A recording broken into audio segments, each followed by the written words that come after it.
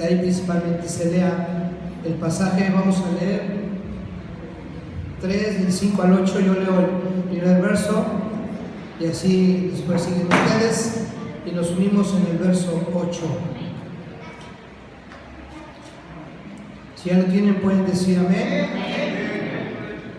Miqueas capítulo 3, del verso 5 al verso 8.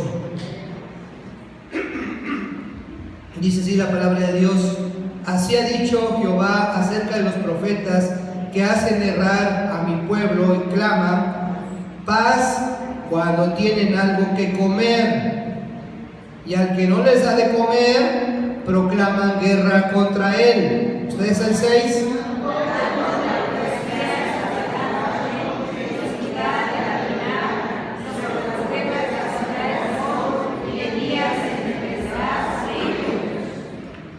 Y serán avergonzados los profetas, y se confundirán los adivinos, y ellos todos cerrarán sus labios, porque no hay respuesta de Dios.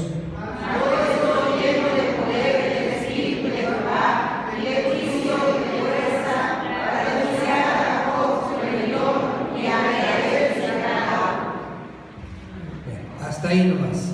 Gracias, pueden sentarse. Aquí vamos a leer hasta el 9, pero es hasta el 8. Ese es el introductorio. Hay otra base bíblica que la vamos a estar leyendo en el transcurso de la lección.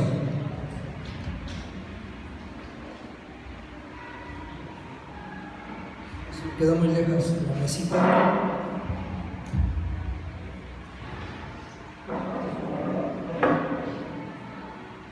Ahí tenemos el nombre de la lección. ¿Cómo se llama, hermanos? Espíritu de juicio y salvación. Hay dos palabras claves en el título que se van a estar subrayando en la lección: salvación y juicio.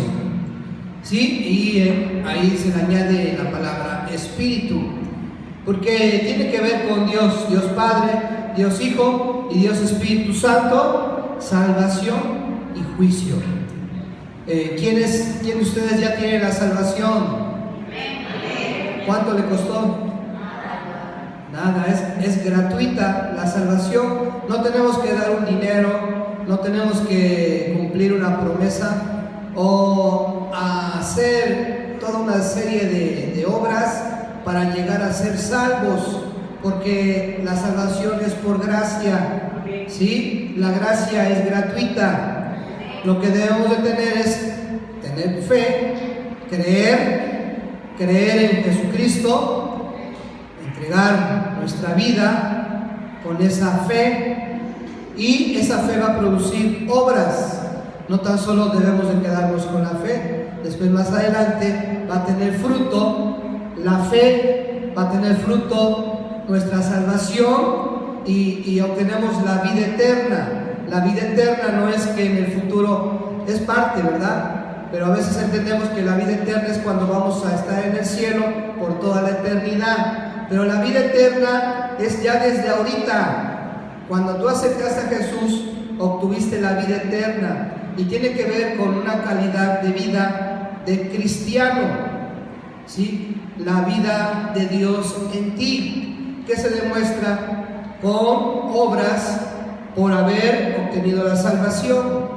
Ante todo, vamos a tener juicio, y también a veces pensamos que el juicio va a ser después de la segunda venida de Jesucristo, y cada quien va a tener el juicio, la sentencia que le corresponda según nuestro comportamiento acá en la tierra. Ya después va a llegar lo que nos merecemos, y nos quedamos con esa idea de juicio. Pero también el juicio es hoy. Yo siempre lo he entendido. Hoy también hay juicio. O sea, lo que se siembra se cosecha. Yo ahorita estoy cosechando lo que hace tiempo sembré. ¿Sí?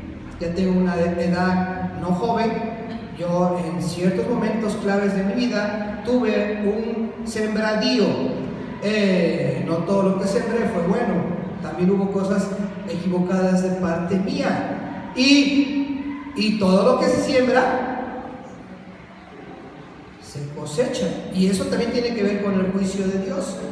La justicia, una definición sencilla, es que cada quien se le da lo que merece. Pero también en ese contexto de que todo lo que sembramos, cosechamos. ¿Sí? Si ahorita tú estás ya con una casa, con un coche, con un trabajo, con una familia, te vas a veces de vacaciones con toda tu familia, ¿es por qué? ¿Porque te ganaste la lotería? No, ¿verdad? Porque tú sembraste desde hace tiempo, tú sembraste, ¿sí? Tú trabajaste, tuviste una remuneración, quizás tienes un ahorro y cuando se ocupa el ahorro lo disfrutas con tu familia. Ahí vemos también que se sembró y ahorita quizás estás cosechando. No tiene nada de malo que de repente estés viendo tu partido de fútbol, Chivas contra América, ahí en el sillón todo bonito y cómodo de tu casa, y estás viendo el partido de fútbol. No es pecado, no tiene nada de malo. ¿Por qué? Porque quizás ya tuviste 20 años trabajando y de repente llegas a tu casa, te sientas y disfrutas un momento tranquilo, ¿verdad? Todo eso también se sembró hace tiempo, ¿verdad?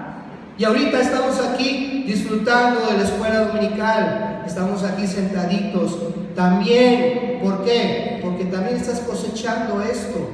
Tú tomaste la decisión de aceptar a Jesucristo hace un determinado tiempo y ahorita un fruto, una cosecha es que estás aquí escuchando la enseñanza de la escuela dominical, porque tú sembraste eso. Entonces todo lo que sembramos, cosechamos. Y vuelvo a repetir, cuando también nos equivocamos, también cosechamos. Cometimos quizás un pecado, pedimos perdón a Dios, pero ese pecado a veces trajo consecuencias. Y las consecuencias a veces, Dios te perdonó, pero a veces hay consecuencias. Entonces, tenemos que a veces sobrellevar esas consecuencias y decirle a Dios, pues dame sabiduría para seguir adelante. Pues no por eso voy a voltear y regresar al mundo, porque pues ya, no, hay que tener sabiduría para seguir adelante en las buenas y en las malas. Pero ante todo eso hay un juicio a veces, hoy y mañana también. Un juicio de parte de Dios, y no tan solo después de la segunda venida, va a haber un juicio de parte de Dios. Y es que también escuchaba yo una predicación de un hermano que ya les comenté que se llama Joel Rosas, es un puertorriqueño, ya tiene casi 70 años el hermano, ya mucho tiempo predicando la palabra, y dice a veces se predica del infierno y del cielo para un futuro, pero dice, yo cuando era joven en mi casa se vivía un infierno, yo tenía un infierno de vida. Y a veces dice, se predica en la iglesia de que el infierno, si no crees, si tú estás de pecador, te vas a ir al infierno, dice. Pero nos olvidamos que en este presente a veces podemos vivir un infierno también, una vida totalmente desagradable. Y esta persona pues, estaba metida en ese tiempo, se vendía mucho la heroína, era drogadicto de heroína, se dedicaba a robar, a asaltar, pero tenía una abuelita cristiana y un templo enfrente de su casa, un templo pentecostés. Y platica que todo drogado se sentaba enfrente del templo y nada más escuchaba las predicaciones, los cánticos pentecosteses y veía a todos los hermanos bien drogado enfrente. Pero dice, ninguno de sus hermanos me evangelizó, ninguno me predicó a Cristo, pero yo estaba viéndolos. Y era parte de su testimonio, porque es muy largo, pero dice, yo vivía un infierno en ese momento. No hacía falta que me muriera y que después me fuera a un infierno.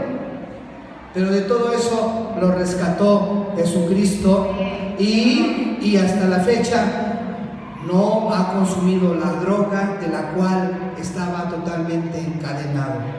Y ha tenido todo un ministerio mundial, ha predicado por muchos lugares y es una persona que predica de una manera muy sencilla. Pero vámonos al texto audio, dice Isaías 61:1: el Espíritu de Jehová, el Señor, está sobre mí, porque me ungió Jehová, me ha enviado a predicar buenas nuevas a los abatidos, a vendar a los quebrantados de corazón, a publicar libertad a los cautivos y a los presos, apertura de la cárcel. Isaías 61:1. Este es el texto audio. En Lucas 4:18, ¿quién lo lee? En una sinagoga, Lucas 4:18. Busquen por favor. El Espíritu del Señor está sobre mí, por cuanto me ha ungido para dar buenas nuevas a los pobres, me ha enviado a sanar a los quebrantados de corazón, a pregonar libertad a los cautivos y vista a los ciegos, a poner en libertad a los oprimidos. Gracias. ¿Quién lo está leyendo, hermana Elvia? Ahí en Jesús lo está leyendo. Dice que se le dio el libro del profeta Isaías, y habiendo abierto el libro, halló el lugar donde estaba escrito. Y en el verso 21 vuelve a decir: hoy se ha cumplido esta escritura delante de vosotros. O sea, esta parte de Isaías 61:1, ¿quién escribió? En Isaías, ¿quién escribió este pasaje, esa escritura? Un profeta, Isaías, lógicamente. Esta es una profecía que se cumple con Jesús. Y entra a la sinagoga Jesús, no por casualidad, le dan el rollo de Isaías y lo empieza a leer. Empieza a leer Isaías, lo que ya les leí, lo que ustedes están leyendo. Y ya después de haber leído, dice: hoy se está cumpliendo. ¿Con quién? Con Jesús, con mi presencia. Dice: se está cumpliendo hoy esta escritura. ¿Y qué? ¿Cuál es el contenido de esa escritura? En Lucas 4:18 e Isaías 61:1. De la predicación de las buenas nuevas. ¿Qué es eso? La predicación de las buenas nuevas.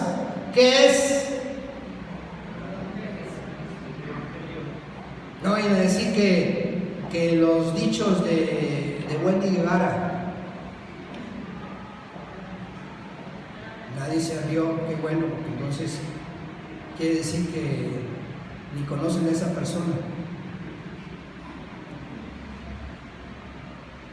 Es una persona que está muy de moda y es muy famosa hoy en día en México.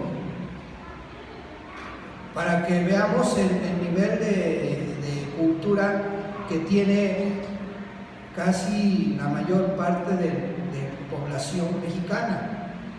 Escuchar a esta persona, no, nada que ver con la predicación del Evangelio, que es poder de Dios para todo aquel que cree en ella, porque el Evangelio causa toda una revolución, mejor que lo que enunció Carlos Marx, el socialismo, comunismo, que hablan de toda una revolución que después se adoptó el país de Cuba con Fidel Castro, pero que al final fracasaron, porque el único que puede revolucionar, cambiar el corazón y la vida y el entorno social es Jesucristo. Es el Evangelio. lo que tenemos aquí, que se menosprecia, se subestima a veces mucho. La palabra de Dios hoy en día se subestima, se menosprecia bastante, pero es poder para cambiar. A veces nosotros ya nos llenamos de un ateísmo, o sea, siendo cristianos nos llenamos de ideas ateístas, porque vemos a veces que hay cosas imposibles y decimos, es imposible todo esto, es imposible que cambie, y nos estamos llenando de un ateísmo. ¿Qué es el ateísmo? Y a veces nos llenamos de eso siendo cristianos.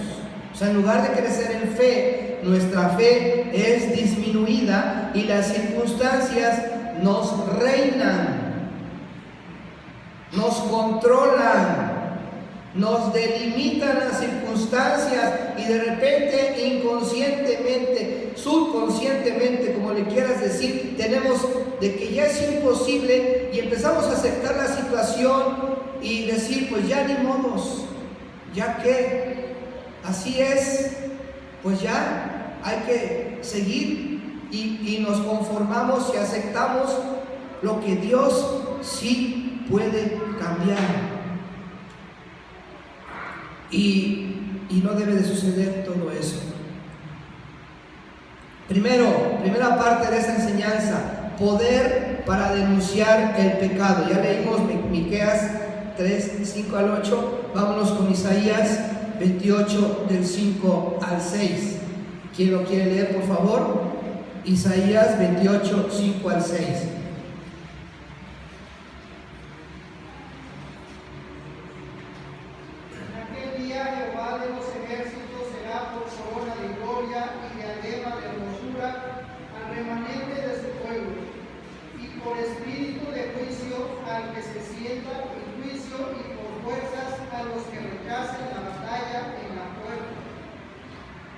Gracias, ahí vemos también el juicio.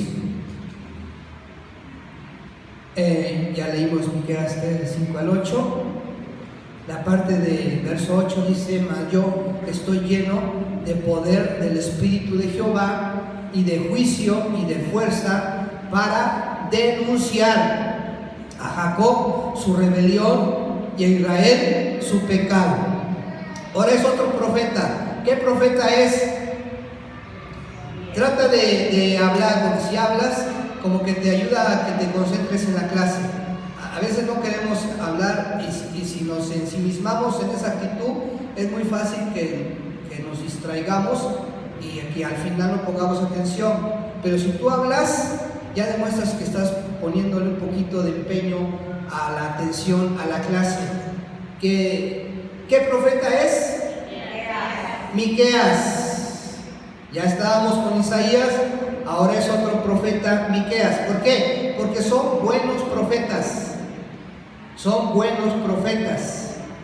Porque ahí se va a mencionar de los falsos profetas como algo contrario. Dice Miqueas, al principio está profetizando contra los gobernadores, jueces y magistrados, y los está denunciando. El púlpito ya casi no se ocupa para denunciar al funcionario corrupto.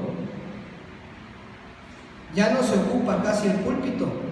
No hablando de esta iglesia, sino de todos los púlpitos. Yo hablo de manera general en toda la iglesia cristiana mexicana. Casi no se denuncia al funcionario público, o al político, o al gobernante. Al contrario, se trata de quedar bien con el presidente municipal, con el gobernador, o con los diputados, o se dice, es senador, y tratamos de buscar un provecho. Hacemos una solicitud, y si hay una reunión de campaña de X persona, como que apenas vino esta señora que quiere ser candidata a la República para la presidencia, que empieza su nombre con C, que dicen que es la que quiere López Obrador, que llegue a ser presidenta, y entonces vamos con nuestras solicitudes para pedir un apoyo. Y si yo soy pastor y tengo necesidad de cambiar de piso o ya mi púlpito ya está apolillado, pues voy a pedir un apoyo a esta persona y a lo mejor si me da algo, consigo algo. A veces ese es nuestra perspectiva. Buscamos un beneficio, pero si es corrupto y si está haciendo cosas sumamente desastrosas, como nuestra historia mexicana nos ha dicho de los funcionarios o de los políticos lo que han hecho. Por ejemplo, Antonio López de Santana en 1950 y tantos, que fue uno de los presidentes de México, por su culpa o parte de la culpa se perdió mucho terreno de México, mucho territorio de México, y él era veracruzano, allá arribita de Jalapa, donde hace calor. Por ahí tenía su hacienda de muchas hectáreas, y dice, hay un libro que en sus ratos de relax, cuando descansaba de su gobierno, se dedicaba a perseguir a las mulatas. Entonces era su hobby. Porfirio Díaz, que fue uno de los dictadores también de México, tuvo que salir huyendo en el barco Ipiranga porque ya estaba la Revolución Mexicana. Después de más de, no recuerdo ahorita el dato exacto de cuánto tiempo fue dictador, pero se religió muchas veces como presidente, no respetando la ley, que no reelección. Él se religió más de 5 veces y la pobreza creció de manera desmedida en México, y se dio el estallido social en 1910, que fue la Revolución Mexicana, que fueron 11 años de balazos de los mexicanos, y en ese momento era la Revolución Mexicana. Hasta 1921 se acabó todo eso.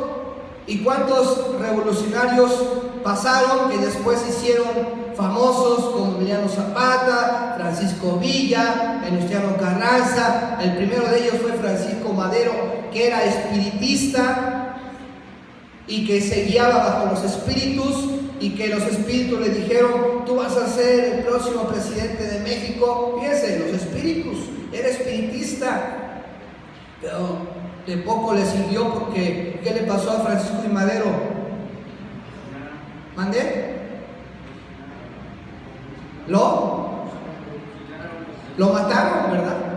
A pesar del visto bueno de los espíritus, lo mataron. Y así casi todos los guerrilleros mexicanos, todos casi fueron asesinados. ¿Sí? A Emiliano Zapata lo mataron, a Francisco Villa lo mataron. Y díganme de otro líder revolucionario, casi a todos, y a veces entre ellos mismos. ¿Por qué? Porque estaban buscando llegar a ocupar la silla presidencial, la cual ocupó Porfirio Díaz. Al final, la ambición desmedida por el poder ¿cómo se dice? Los corrompió. Y hasta el final, uno de ellos, ya que se estableció la paz social por un momento, que fue Álvaro Obregón, también lo mataron, después de por las calles, también ahí mantuvo el gobierno. Pero podemos seguir diciendo, y casi todos tienen la característica de que se dejan corromper por el poder. Ya después, más para acá, acuérdense de López Portillo, que está en la tribuna con los diputados, con los senadores allá en México, y dice que va a defender el peso mexicano como si fuera un perro. Así lo digo: voy a defender el peso mexicano como a un perro. ¿Y qué pasó después? Una superdevaluación mexicana. ¿Por qué? Por la mala administración, por el robo el despilfarro de los bienes que se obtienen, de los ingresos económicos, porque México siempre ha tenido mucho petróleo, y a pesar de que ha tenido mucho petróleo y ha obtenido muchas ganancias por el petróleo, esa riqueza a veces se distribuye en unas pocas personas, se llenan los bolsillos de unas pocas personas, y al final al pueblo mexicano no se le da gran beneficio.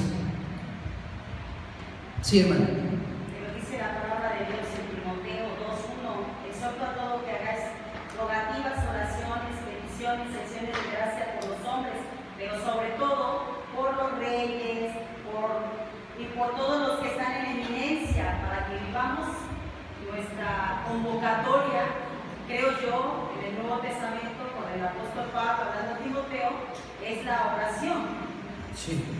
Y nosotros como iglesia tenemos que orar por nuestra autoridad, por nuestros gobernantes. Pero uno de los roles del profeta era denunciar la injusticia. Por ejemplo, Juan el Bautista, ¿por qué se metió en problemas? Juan el Bautista, ¿a quién denunció? Que por eso le quitaron la cabeza al rey. ¿Y qué dijo del rey? ¿Mandé? ¿Sí, hermana Clara? Lo que estaba haciendo estaba mal. Estaba metiéndose con su cuñado. Sí, lo que dice también la hermana Elvia, estaba portándose mal. ¿Sí? Viene el profeta Juan el Bautista, denuncia el pecado, denuncia la injusticia del gobernante, y después esta mujer afectada, ¿qué le pide a Herodes? La cabeza del profeta. O sea, el rol del profeta era denunciar lo injusto, el pecado, y aunque le costara la vida. ¿A qué profeta le dieron una bofetada? ¿A qué profeta le dieron una bofetada? Porque denunció a otra persona que estaba mal. Nadie. ¿No? Le dieron un golpe porque dijo: esto está mal, esto es injusto, esto es pecado. Pero con otras palabras, y de repente le dan un trancazo, un golpe. Pero es el rol profético que denuncia, así como Isaías y como Miqueas. Y todavía hay personas que tienen el ministerio profético, pero se ha desvirtuado, porque luego nada más dicen que son los que declaran: te declaro esto, y tratan a veces de sustituir la palabra. Pero una de las características del profeta es denunciar lo injusto y el pecado, así como lo hizo Isaías y Miqueas. ¿Sí? Pero a veces en esa parte nadie quiere ser profeta. ¿Por qué? Porque a veces los profetas sufren por denunciar la injusticia. Ahí vemos Isaías 1:10. Dice: príncipes de Sodoma, oíd la palabra de Jehová, escuchad la ley de nuestro Dios, pueblo de Gomorra. Porque el profeta va a denunciar el pecado, pero también te va a decir: arrepiéntete de tus pecados, busca a Dios. Y a veces esas personas, esos que predican a la gente cristiana, a gran parte de la gente cristiana les cae mal, porque dice: me está diciendo que soy un pecador, que me arrepiente. Entonces, que es parte del rol del que es profeta. Llamamiento al arrepentimiento verdadero. Hoy en día pocos ocupan el púlpito para denunciar al funcionario político que está para servir y no para que les sirvan a ellos.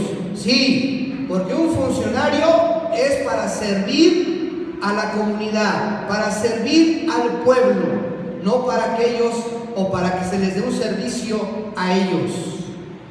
Mateo 5:6 dice: bienaventurados los que tienen hambre y sed de justicia, porque ellos serán saciados. Los que tienen hambre y sed de justicia. Para no ir tan lejos, o sea, Ciudad Mendoza, en todo lo que va de este gobierno municipal, ¿cómo han estado las calles?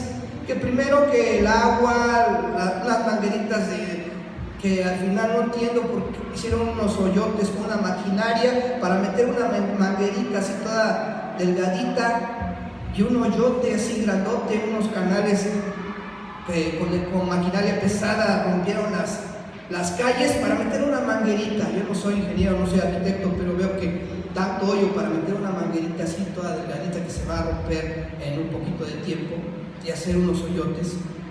Y ahorita cómo está aquí la calle principal, porque ya se puede pasar, ayer pude pasar, pero o sea, en todo ese gobierno municipal están haciendo obras, pero a veces veo que no es tanto para el beneficio de la población, de la comunidad, de la ciudad. Y por ahí está siempre el dicho popular de que de cada obra, cada funcionario recibe su premio de la compañía que se contrató. Y al final el presidente municipal, el síndico, el regidor y todos los que están de parte del equipo del ayuntamiento reciben sus premios de las compañías y de cada obra. Y si es una obra a veces de 1 millón de pesos, el más ganón es el presidente municipal, que recibe a veces el 10% o un poquito más. Y así se va llenando de patrimonio. Y a veces los funcionarios a nivel municipal tienen que buscar prestanombres. ¿Qué es eso de prestanombres? O sea, porque no todo lo pueden poner a su nombre, porque es algo ilegal. Y a veces tienen que comprobar ante el fisco todo su patrimonio. Y entonces ocupan personas que les prestan su nombre para que esta casa que logré obtener, para que esta camioneta que logré obtener, no esté a mi nombre. Y hay otras personas que, fulanito que es mi compadre, que no se va a portar mal conmigo, que queda su nombre. ¿Por qué tienen necesidad de prestanombres? Porque les llega una infinidad de regalos, de mochadas, de corruptelas, y no todo lo pueden poner porque está mal. ¿Sí? Bienaventurados los que tienen hambre y sed de justicia. Y si la iglesia se mantiene callada, pues entonces México siempre va a seguir igual. ¿Por qué en Durango, en el estado de Durango, si no me equivoco, los nuevos libros del gobierno dijeron: aquí nuestros niños de primaria no vamos a aceptar que estos libros con la ideología de género se les imponga? Y entre ellos muchos cristianos, pastores cristianos, hablaron y se quejaron, denunciaron y dijeron: aquí no vamos a dejar que los libros de López Obrador, de Morena, de 4T se vengan a imponer en las escuelas de nuestros hijos. Porque a mi hijo yo lo educo y no voy a dejar que el gobierno lo eduque y le meta ideas de género. Y parece ser que en el estado de Durango esos libros no se van a ocupar.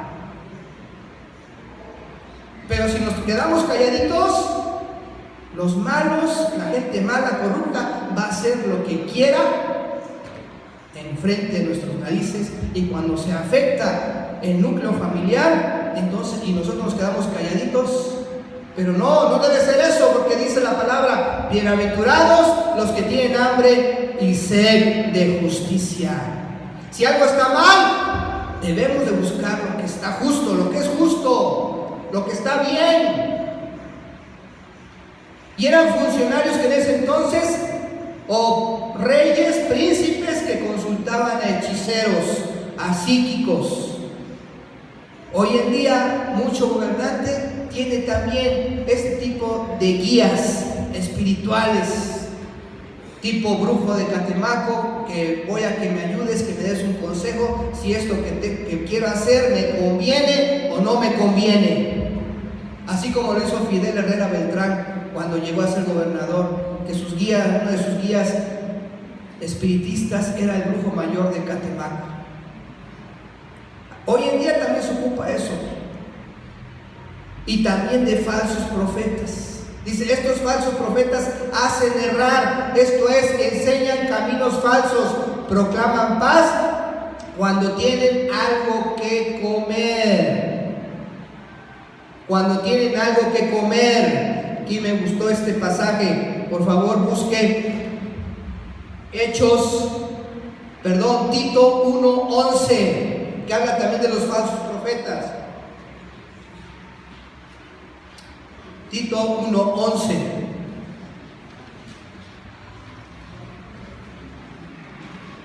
A los cuales es preciso tapar la boca, que trastornan casas enteras, enseñando por ganancia deshonesta lo que no conviene. Gracias. Se meten a las casas enseñando cosas chuecas y tienen una ganancia deshonesta. Pero qué impactante el apóstol Pablo, la honestidad de Pablo. Hechos 20, 28, 38. Eso voy a tratar de leerlo. Hechos capítulo 20,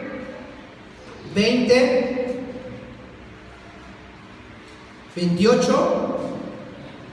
Dice, por tanto, mirad por vosotros y por todo el rebaño en que el Espíritu Santo os ha puesto por obispos para apacentar la iglesia del Señor, la cual Él ganó por su propia sangre. Porque yo sé que después de mi partida, ¿qué dice? Entrarán en medio de vosotros lobos rapaces, que no perdonarán al rebaño. Son los que tienen ganancias deshonestas, que te dan una buena palabra siempre y cuando les den de comer. Dice, porque entrarán entonces vosotros lobos rapaces, y de vosotros mismos se levantarán hombres que hablen cosas perversas para arrastrar tras sí a los discípulos. Por tanto, velad, acordándoos que por 3 años, de noche y de día, no he cesado de amonestar con lágrimas a cada uno. Y ahora, hermanos, os encomiendo a Dios y a la palabra de su gracia, que tiene poder para sobreedificaros y daros herencia con todos los santificados. Ni plata, ni oro, ni vestido de nadie he codiciado. Fíjense, eso es algo que para todo siervo de Dios se le debe de tener bien en su corazón. Dice, ni plata, ni oro, ni vestido de nadie he codiciado. Antes vosotros sabéis que para lo que me ha sido necesario a mí y a los que están conmigo, estas manos que me han servido. ¿Por qué? Porque el apóstol Pablo, después de todas las iglesias, viajes misioneros y todo lo que hizo en su ministerio, ¿qué se ponía a hacer con sus manos? Trabajaba. ¿Qué hacía con sus manos? Por acá dijeron, tiendas. O sea, se ponía a trabajar. ¿Sí? Y no tenía ambición del rico. ¿Sí? No tenía ambición del rico y no tenía la mano extendida para pedir ofrenda, para pedir diezmo, para pedir un apoyo. Yo admiro al hermano David, que en todo el tiempo que predicó aquí la palabra, nunca pidió un apoyo. Nos dio el ejemplo, porque él realmente vivió por fe. Tenía fe y Dios le proveyó siempre. Pero también tuvo sus momentos de carencia y lo testificó. Pero al final Dios le proveyó. ¿Sí? Y a nosotros se nos enseñó eso.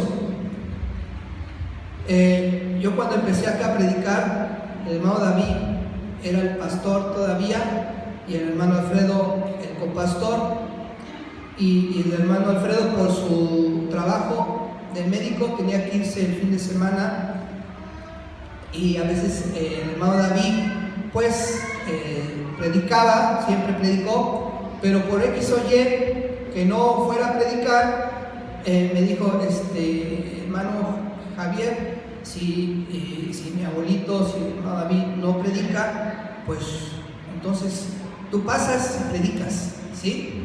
Y adelante sí, a veces el hermano David por X o Y no predicaba, y yo así como en la banca, se me daba pues órale, ya pasaba a predicar, ¿sí? Pero también al principio nos dijo, de las ofrendas, aquí no se le va a dar a que predique una ofrenda porque el pastor es el hermano David. Y yo dije, no, pues sí, porque pues es lo correcto, el hermano David siempre ha sido nuestro pastor, la ofrenda para el pastor, y no porque ya estoy predicando voy a estar buscando mi derecho, que me den una ofrendita. Y no me costó trabajo, al contrario, pues yo predico, se puede decir, por amor al arte. Y así hasta la fecha, o sea, aquí no se busca ganancia por predicar la palabra de Dios, sino para contribuir para la obra de este lugar, para apoyar a la obra de este lugar, y no nos cuesta trabajo en ese aspecto. ¿Por qué? Porque el hermano David siempre nos inculcó que hay que predicar a Dios y siempre con el amor al servicio, sin buscar un beneficio personal. Y también tengo mi trabajo, gracias a Dios hasta la fecha, voy a 28 años de ser docente, también Dios me dio manos y un trabajito que quizás yo no soy rico, pero para lo básico de mi familia tenemos, gracias a Dios, y Dios provee. A veces tenemos carencia, pero también Dios provee. ¿Sí? Ahorita que los uniformes, que la inscripción para mis hijos, y que no sé qué, que los tenis, que el calzado, que los libros que nos venden, y que los útiles, y que muchos gastos, al final Dios provee. Y ahí vamos saliendo con mis hijos. Yo me compré unos tenis blancos que me gustaron, y a mi hijo le compré unos tenis negros, porque digo, no le gusta a veces usar zapatos, se pone el uniforme y en lugar de zapatos se llevan los tenis negros, y a mí me gustaban los tenis blancos. Pero ya entró a la secundaria y me dice ahí el director, dice, no, tienen que ser blancos los tenis. Y ya digo, pues yo nada más los usé 2 veces, ya como calza del 6, igual que yo, ya mis tenis blancos se los voy a dar a mi hijo. Yo total que tengo zapatitos y mejor ando con zapatos, porque también buscamos el modo, ¿verdad? ¿Sí? Y al final pues los niños, los hijos son los que tenemos que ver por ellos. O sea, no nos sobra, pero Dios nos da lo suficiente, porque Dios provee. Pero no por eso voy a ocupar, si predico, quiero algo.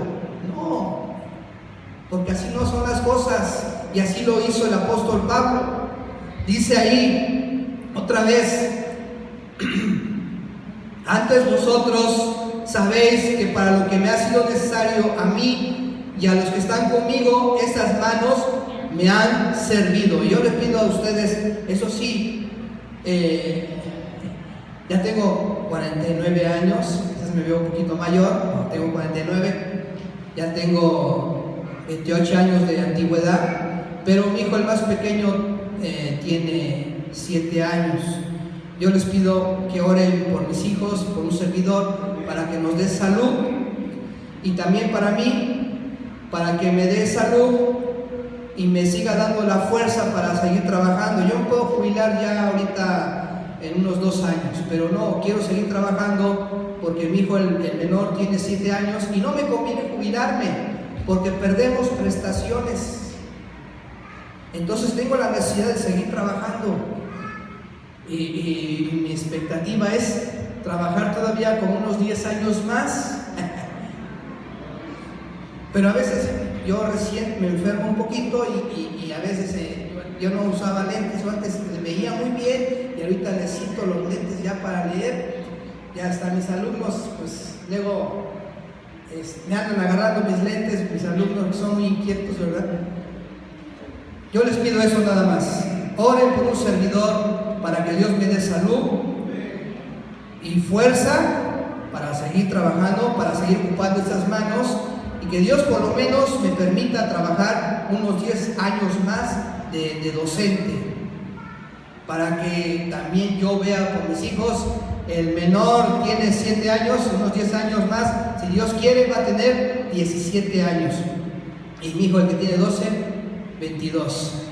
Entonces necesito trabajar, quiero trabajar, pero que Dios me dé la salud, la fuerza y también la sabiduría, porque a veces hay unos problemitas en el trabajo, con la comunidad, con los alumnos que son muy inquietos, con la gente, con los papás, con mis compañeros de trabajo, con mi directora, y hace falta ser sabio y a veces ser tranquilo, porque pasan a veces cosas que a uno lo descontrolan. Entonces yo nada más les pido eso, oren por un servidor y por mi familia. Perdón si ya me explayé. Pero soy humilde, tenemos límites, ¿verdad? Y si oran por un servidor, pues Dios va a escuchar sus oraciones. Amén. Y se me fue el tiempo y vamos a veces en la parte 2. Lo bueno que tienen paciencia y me van a escuchar media hora más. Nadie sonrió, poquitos saqué una sonrisa. Pero todavía no vienen los niños. Vamos rápidamente a tratar de avanzar lo más que se pueda. 2. Derramado para justicia. Isaías 32 del 15 al 20. ¿Quién me quiere ayudar a leer? Isaías capítulo 32 del verso 15 al 20. Si alguien lo quiere leer, por favor. Hasta que sobre nosotros se ha derramado el espíritu de lo alto, y el desierto se convierte en campo fértil, y el campo fértil sea estimado por bosque, y habitará el juicio en el desierto, y en el campo fértil morará la justicia, y el efecto de la justicia será paz, y la labor de la justicia reposo y seguridad para siempre. Y mi pueblo habitará en morada de paz, en habitaciones seguras y en recreos de reposo. Y cuando caiga granizo, caerá en los montes, y la ciudad será del todo habitada. Dichosos vosotros los que sembráis junto a todas las aguas, y dejáis libres al buey y al asno. Gracias, hermana. Ahí vemos entonces que dice: la verdadera justicia y la verdadera paz solo pueden provenir de Dios. La justicia y la paz es obra del Espíritu de lo alto, el cual es derramado sobre nosotros. La justicia hallará lugar en todas partes. Dios se encargará de dar vuelta lo que está al revés. El desierto en tierra fértil. Y los que antes eran sordos y ciegos oirán y entenderán las palabras del libro. ¿Quién es la verdad? No dice un verso que dice: yo soy el camino, la verdad y la vida. ¿Quién es la verdad? Jesús. ¿Quién es la justicia? Jesús. ¿Y quién está en nosotros? Jesús. Entonces, ¿qué contenemos? La verdad y la justicia en nuestros corazones. ¿Por qué? Porque Jesucristo está en mi corazón. Entonces, realmente a veces no meditamos en esto. Sin justicia no hay paz posible. No se puede esperar paz verdadera, porque la justicia y rectitud brillan por su ausencia. En este caso, justicia es un estado de 3 cosas: rectitud, prosperidad y paz. Podemos notar que la palabra de Dios nos dice que será para siempre. No va a pasar como les pasa a los políticos actuales, que firman un convenio de paz y a los pocos días viene más destrucción. Como mencionaba el expositor, el Papa en turno en el año de 1939 enunció que iba a haber paz. El Papa, no sé qué, Pío, no sé, 10, 12, no, ese número. Un Papa enunció, decretó la paz mundial. ¿Y qué sucedió en 1939? La Segunda Guerra Mundial. O sea, no sirvió su decreto del Papa. Pero Jesús es la verdad. Jesús es la justicia. Y donde está Jesús, la verdad prevalecerá. Donde está Jesús, la justicia prevalecerá. Y como consecuencia, habrá paz. La última parte, el Espíritu y el siervo de Jehová. Isaías 42, 1 al 9, que dice: he aquí mi siervo, yo le sostendré, mi escogido en quien mi alma tiene contentamiento, he puesto sobre él mi espíritu, él traerá justicia a las naciones, no gritará ni alzará su voz, ni la hará oír en las calles, no quebrará la caña cascada, ni apagará el pábilo que humeare, por medio de la verdad traerá justicia, no se cansará ni desmayará, hasta que establezca en la tierra justicia, y las costas esperarán su ley. Así dice Jehová Dios, creador de los cielos, y el que los despliega, el que extiende la tierra y sus productos, el que da aliento al pueblo que mora sobre ella, y espíritu a los que ella andan. Yo, Jehová, te he llamado en justicia, y te sostendré por la mano. Te guardaré y te pondré por pacto al pueblo, por luz de las naciones, para que abras los ojos de los ciegos, para que saques de la cárcel a los presos, y de casas de prisión a los que moran en tinieblas. Yo, Jehová, este es mi nombre, y a otro no daré mi gloria, ni mi alabanza a esculturas. He aquí se cumplieron las cosas primeras, y yo anuncio cosas nuevas. Antes que salga la luz, yo os lo haré notorias. Hay un llamado en justicia. Sin lugar a dudas, este siervo de Jehová es el mismo Jesucristo, puesto que el Evangelio de Mateo nos dice que esta profecía se cumplió. Eso después lo pueden leer. Mateo capítulo 12, del verso 17 al 21. Es de admitir la confianza que tiene el Padre en Jesús. En primer lugar, lo reconoce como suyo en el verso 1, pero le dice: mi siervo. Aunque era su hijo unigénito, tornó sobre sí la forma de siervo para ser nuestro mediador. En segundo lugar, lo escoge porque en la sabiduría Dios sabía que ningún otro podría hacer el trabajo.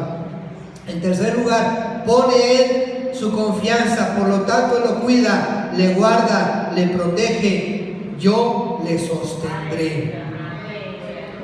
Y lo estaba sosteniendo para que cumpliera una gran empresa, pero al iniciar su ministerio lo llena con su espíritu. Él dictará justicia a las naciones como un juez. ¿Quién? Jesús. A pesar de que pueda hacer uso de su autoridad, este acto lo hace con mansedumbre y ternura. Por medio de la verdad traerá la justicia. Y Cristo dijo que Él era la verdad. Y en Romanos 3, 21, 26 nos dice que Jesús es la justicia de Dios. Por eso dice en el verso: no quebrará la caña cascada, ni apagará el pábilo que humeare. Al contrario, vendará al herido, dice Hebreos 12, 13. Y hacer sendas derechas para que nuestros pies, para que lo cojo no se salga del camino, sino que sea sanado. Y es ungido, esto ya lo leímos, para salvación. Esa es la empresa de nuestro Señor Jesucristo. en este momento donde todavía hay un tiempo de gracia. Dice Jesús, en este momento es equipado para esta empresa, donde está el Espíritu del Señor, está sobre mí. Jesús es ungido y equipado, por eso es llamado el Cristo, es decir, el ungido con un propósito, que había que predicar buenas noticias y tenía que predicárselas a los pobres, es decir, a los humildes, los arrepentidos, los que confían en Jehová, pues no tienen a nadie ni nada en que confiar excepto Dios. Para estos, las buenas nuevas de la redención serán en realidad las buenas noticias. Jesús como maestro había de enseñar, como médico había de sanar y como rey había de libertar. Para todos sus amigos iba a proclamar paz, libertad a los cautivos, a los presos, apertura de cárcel. Y en Lucas 4:18 dice, apertura de los ojos, con lo que se expresa la facultad de ver claramente en contraste con la oscuridad de una prisión. Porque el pecado no solo nos ata y esclaviza, también nos hace ciegos. El pecado. Ahí voy a detenerme y ahí voy a terminar. El pecado nos ata, nos esclaviza y nos hace ciegos. Y ahí podemos quedarnos también como cristianos, varados. Cuando pasó lo del el Titanic de este barco gigantesco, dijo alguien, ni siquiera Dios lo hunde. Fue una palabra soberbia. Y acuérdense que después de la altivez, ¿qué viene? La caída. ¿Sí? Tendrás mucha soberbia, pero no será eterna. Tarde o temprano te vas a caer. ¿Sí? ¿Y este Titanic qué le pasó? Se hundió. No hubieran dicho eso. Porque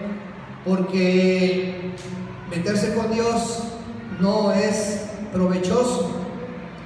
Pero como cristianos podemos meternos en el pecado y volver a tener unas cadenas después de tener la bendición de la libertad en Cristo, quedarnos detenidos y obstaculizados por el pecado. Y a veces no nos damos cuenta ya en qué situación estamos, porque perdemos la visión, la conciencia. Nuestra conciencia se cauteriza, se vuelve piedra, insensible. Y lo que estamos haciendo, al final decimos, no tiene nada de malo. No tiene nada de malo. Y nos justificamos.